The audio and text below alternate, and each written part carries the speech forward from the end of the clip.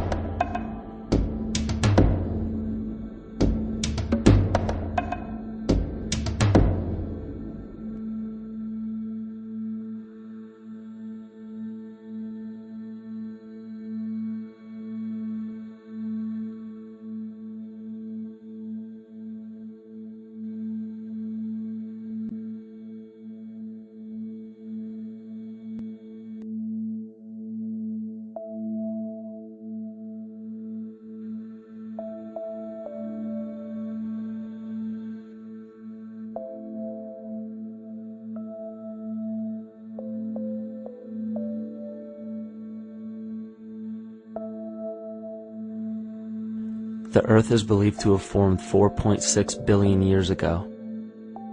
Within the first 150 million years, it began cooling and releasing gases from the lithosphere, which created the earliest forms of the Earth's atmosphere. Prior to the creation of this atmosphere, the sun's ultraviolet radiation made for uninhabitable conditions. But as the Earth cooled further, water condensed in the atmosphere and oxygen accumulated, making way for organic compounds. This spawned single-celled organisms and then plant life. And down through time, the evolutionary chain continued. And then we arrive at a species that does not seem to fit as well as the rest. Homo sapiens' gestation period of 9 months mimics the 3.8 billion year evolution of all life on Earth. The human embryo repeats the evolution of all species. When the sperm and egg unite, this new creation is a single-celled organism. Within hours, this single cell divides and multiplies more rapidly than any other species. 4 weeks later, the embryo begins to develop gills mimicking aquatic life. A few weeks later, it develops lungs and a tail with reptilian appearance. From there, a mammal is recognizable, and then onto a primate form. It then sheds its laguna, which is the embryonic fur, and at last shows the characteristics of a human child. The human body is a community of approximately 50 trillion cells. Everything the body does, the cell does as well. Cells have respiratory and excretory systems. They feed, feel, think, and communicate with other cells. Trillions of cells make up a single organism called the human body, and billions of human bodies help make up the organism we call Earth. The Earth has more similarities with the human anatomy than you may think. Earth has its own electromagnetic generation, just like the human body. Research has found that a direct current of electricity flows through perineural cells found around every nerve in the body. These pathways are called energy meridians and have been used in the practice of acupuncture for at least 2,000 years. Dating even farther back is the notion of dragon paths or ley lines in which many megalithic structures and stone monuments were erected, marking the energy meridians of the Earth. These energy meridians are generated by the resonant frequencies of the Earth, called the Schumann waves. Each planetary body has its own resonant frequencies and is determined by the circumference and diameter as well as the speed of orbit and rotation. The Earth's resonant frequency starts at 7.83 Hz and ends with the 7th harmonic at 43.2 Hz, correlating with the 7 chakras. Ultimately, the greatest discovery of our Earth is its consciousness. A visible attribute of consciousness is an energetic field that governs the shaping of organisms. Morphogenesis is a scientific term to explain this very shaping of tissues, organs, and entire organisms. Consciousness is the creative force of the entire universe. It has been given many names such as God, Yahweh, Krishna, nature, the field, and divinity. The entire universe is in fact a single living, conscious organism with complete awareness of itself.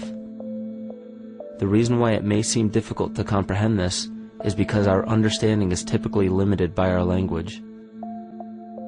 When we hear the term conscious organism, we tend to anthropomorphize its definition. By giving it human qualities, we mistakenly look past what an organism truly is in the first place.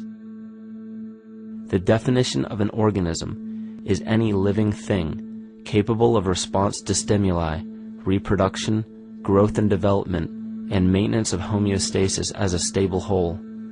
Our universe does all of these things. The consciousness of our universe is responsible for the form and purpose that all matter assumes. The Earth's resonant frequencies are a result of its form.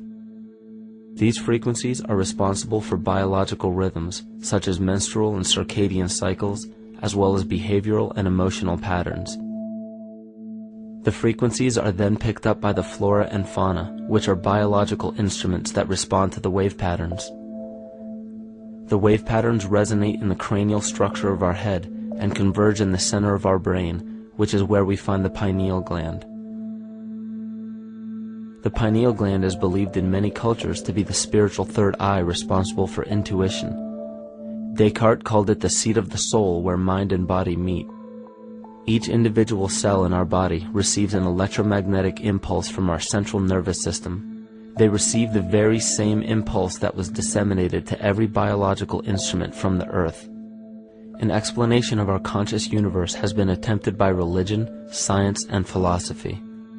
The neglect of biological nature from any organism causes illness. A divorce from nature, exile from Eden, confounding of tongues, they are all symptoms not of a biblical God or deity, but the true self. The greatest and only threat to ourselves is a loss of self, the death of our divinity. As we barrel through history with oceans of information, yet barely a drop of wisdom, we have to understand how we lost ourself.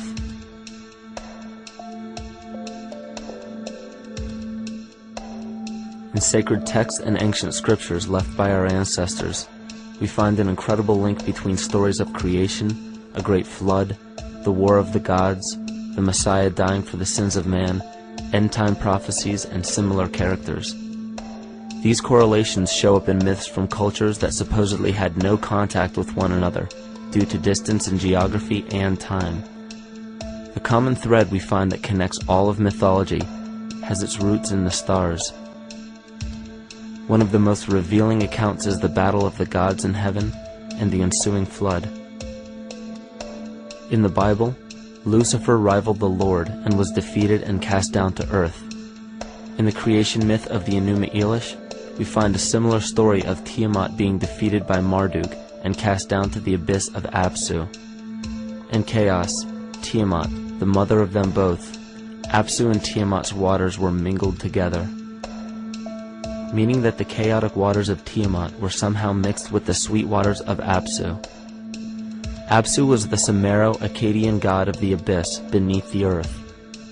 Tiamat, also known as Lucifer, was known as a serpent or dragon and was defeated by Marduk. Marduk was the father of Nebo or Mercury, and Mercury is the same mythological character as the Zoroastrian Mithra, the Egyptian Hermes Anubis, and the Gnostic Hermes Christos. The most recent version of Mercury, however, is the archangel Michael in the Bible, who defeated Lucifer and sent him to the abyss of the earth, or hell. This story is steeped in astrological significance in the Bible and in many other ancient scriptures. This leads to an event in history that is recorded by many researchers regarding the cosmic upheaval and historic deluge.